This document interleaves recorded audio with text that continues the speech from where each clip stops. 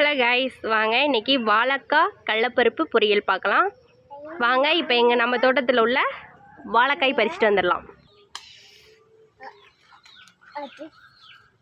நம்ம தோட்டத்தில் நிறையா வாழைக்காய் இருக்குது, கறி வாழைன்னு சொல்லுவாங்க.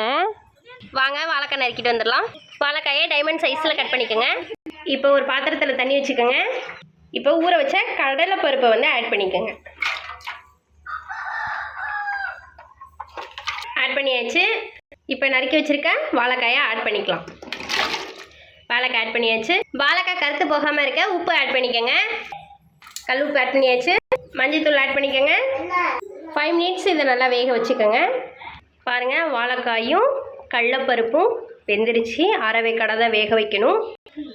வாழைக்காய் கடலைப்பருப்பு பொரியலுக்கு தேவையான பொருட்கள் பார்த்துடலாம். வெங்காயம், பச்சை மிளகாய், பூண்டு எதுக்கு போடுறோம் அப்படின்னா, வாழைக்காய் வாயுன்னு சொல்லுவாங்க. அந்த வாயுவை கலைக்கிறதுக்காக இந்த பூண்டை ஆட் பண்ணிக்கலாம். கருவேப்பிலை ஆட் பண்ணிக்கோங்க. துருவி வச்ச தேங்காயை ஆட் பண்ணிக்கோங்க. கடாயை வச்சாச்சு. கடாய் காஞ்சிருச்சு. எண்ணெய் தேவையான அளவு ஊற்றிக்கோங்க. எண்ணெய் காஞ்சிருச்சு. உளுந்தம்பருப்பு ஆட் பண்ணிக்கோங்க. உளுந்தம்பருப்பு ஆட் பண்ணியாச்சு. 1 டீஸ்பூன் கடுகு ஆட் பண்ணிக்கோங்க. கடுகு ஆட் பண்ணியாச்சு. நல்லா வெடிக்கட்டும். கருவேப்பிலை ஆட் பண்ணிக்கோங்க. வெங்காயம் ஆட் பண்ணிக்கோங்க. பச்சை மிளகாய் ஆட் பண்ணிக்கோங்க. பூண்டு ஆட் பண்ணிக்கோங்க. எல்லாத்தையும் நல்லா கிண்டி விட்டுக்கோங்க.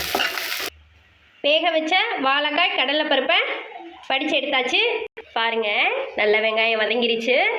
இப்போது வேக வச்ச கடலைப்பருப்பும் வாழைக்காயும் ஆட் பண்ணிக்கலாம். நல்லா மிக்ஸ் பண்ணி விட்டுக்கோங்க. ஃபைனலாக துருவி வச்சுருக்க தேங்காயை ஆட் பண்ணிக்கலாம். நல்லா மிக்ஸ் பண்ணிக்கோங்க. அவ்வளோதாங்க, வாழைக்காய் கடலைப்பருப்பு பொரியல் ரெடி. நீங்களும் உங்கள் வீட்டில் ட்ரை பண்ணி பாருங்கள். தேங்க்ஸ் ஃபார் வாட்சிங்.